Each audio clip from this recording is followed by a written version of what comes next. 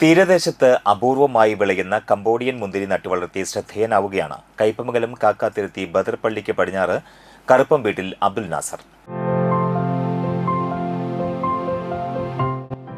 വീട്ടുമുറ്റത്തും മട്ടുപാവിലുമായി വിവിധയിനം പച്ചക്കറികളും പഴവർഗ്ഗങ്ങളും കൃഷി ചെയ്യുന്ന നാസറിന്റെ കൃഷിത്തോട്ടത്തിലെത്തിയാൽ ഇപ്പോൾ കാണാനാകുന്നത് നിറയെ മുന്തിരിക്കുലകളാണ്. പെരുമ്പാവൂരിൽ നിന്ന് വാങ്ങിയ 2 കംബോഡിയൻ മുന്തിരി തൈകളാണ് നാസർ വീട്ടുമുറ്റത്ത് നട്ടത്. എന്നാൽ 1 വർഷത്തോളം കഴിഞ്ഞിട്ടും തൈകളിൽ കായ്ഫലമുണ്ടായില്ല. ഇതിനിടെ ചെടി ഉണങ്ങിപ്പോവുകയും ചെയ്തു. കൃഷി അവസാനിച്ചെന്ന് കരുതിയിരിക്കെയാണ് ഉണങ്ങിയ ചെടിയിൽ നിന്ന് ഏകദേശം 5 മാസം മുമ്പ് പുതിയ തളിരുകൾ പൊട്ടിവന്നത്. പിന്നീട് അതിവേഗം വളർന്ന വള്ളി മട്ടുപ്പാവിലേക്ക് പടർന്ന പന്തലായി. ഇപ്പോൾ വള്ളിയിൽ നിറയെ മുന്തിരിക്കുലകൾ കായ്ച്ചു നിൽക്കുകയാണ്. ഓരോ കുലയിലും 1000-ലധികം മുന്തിരികളാണുള്ളത്. നിലവിൽ കായകൾ വളർച്ചയുടെ ഘട്ടത്തിലാണെന്നും ഏകദേശം 1 മാസം കൂടി കഴിഞ്ഞാൽ വിളവെടുപ്പിന് പാകമാകുമെന്നും നാസർ പറയുന്നു. വീടിൻ്റെ ടെറസിൻ്റെ മേലാണ് ഇത് ചെയ്തേക്കുന്നത്. അപ്പോൾ ഇത് പന്തലിച്ച് 1 കൊല്ലം കഴിഞ്ഞിട്ടും കായ്ച്ചേരുന്നില്ല. 1 വർഷം കഴിഞ്ഞിട്ടും കായ്ക്കാണ്ടായപ്പോൾ ഞാൻ ഡ്രൂൺ ചെയ്ത് ഫുള്ള് ഇലകളും കഴിഞ്ഞ് മെയിൻ തണ്ടുമെന്ന് വരുന്ന ശിഖരങ്ങൾ ഒക്കെ കട്ട് ചെയ്ത് കളഞ്ഞ്, എന്നിട്ട് പിന്നെ വെയിറ്റ് ചെയ്തപ്പോഴും പിന്നെ പുതിയ ശിഖരങ്ങൾ വന്ന് പിന്നെ അതുപോലെ പഴയതുപോലെ തന്നെ പന്തലിച്ച്. അപ്പോൾ ഞാൻ വിചാരിച്ചു അപ്പോഴും കായ്ക്കുന്നു, അപ്പോഴും കായ്ച്ചില്ല. പിന്നെ കുറേ കാലം കഴിഞ്ഞപ്പോൾ ഇലകൾ ഒരു പഴുത്ത് കൊഴിയാൻ തുടങ്ങി. ലാസ്റ്റ് തണ്ടുകൾ മാത്രമായി. തണ്ടുകളും കുറേ കഴിഞ്ഞപ്പോൾ ഉണങ്ങി. ലാസ്റ്റ് എന്താ പറയുക, മണ്ണ് വരെ താഴ്ഭാഗം കട വരെ മൊത്തമായിട്ടാണ് ഉണങ്ങിപ്പോയി.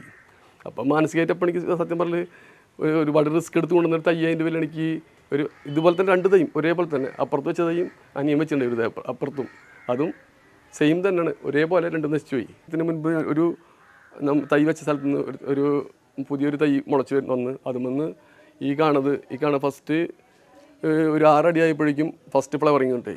അങ്ങനെ ഒരു 12 ഫ്ലവറിങ് കഴിഞ്ഞിട്ടാണ് ഫസ്റ്റ് ലീഫ് വരുന്നത് തന്നെ. പിന്നെ അവിടെ നിന്ന് ചുരുങ്ങിയത് ഇപ്പോൾ ഒരു 10-50ഓളം മുന്തിരിക്കൊലകൾ ഉദ്ദേശിപ്പുണ്ട് ഇവിടെ. പിന്നെ ഫ്ലവറിങ്ങും ഉണ്ട്. അങ്ങനെ പല സ്റ്റേജിലായിട്ടാണ് നിൽക്കുന്നത്. ഇവിടെ ഞാനിപ്പോൾ ഒരു 100-100ഓളം വെറൈറ്റി ഫ്രൂട്ട്സിൻ്റെ പ്ലാന്റുകൾ വെച്ചിട്ടുണ്ട്. കൃഷിയോടുള്ള താല്പര്യമാണ് നാസറിനെ വ്യത്യസ്ത പഴവർഗ്ഗങ്ങൾ പരീക്ഷിക്കാൻ പ്രേരിപ്പിക്കുന്നത്. വെറും 4 സെന്റ് പുരയിടത്തിൽ 100ഓളം പഴവർഗ്ഗ ചെടികളാണ് നാസർ പരിപാലിക്കുന്നത്. വിവിധയിനം പച്ചക്കറികളും പഴവർഗ്ഗങ്ങളും വീട്ടുവളപ്പിൽ തന്നെ കൃഷി ചെയ്ത് മികച്ച വിളവ് നേടുന്ന നാസറിന്റെ കൃഷിരീതി നാട്ടുകാരിലും കൗതുകമുണർത്തുന്നുണ്ട്. മുന്തിരിക്കൊപ്പം വിദേശ പഴവർഗ്ഗങ്ങളോടും നാസറിന് പ്രത്യേക താല്പര്യമുണ്ട്.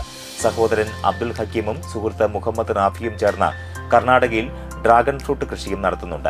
വീട്ടുവളപ്പിലെ ചെറിയ ഇടം പോലും ഫലപ്രദമായി ഉപയോഗപ്പെടുത്തി വ്യത്യസ്ത കൃഷിരീതികൾ പരീക്ഷിക്കുന്ന നാസറിന്റെ കൃഷിയിടം തീരദേശത്തെ കർഷകർക്ക് വേറിട്ട മാതൃകയാവുകയാണ്.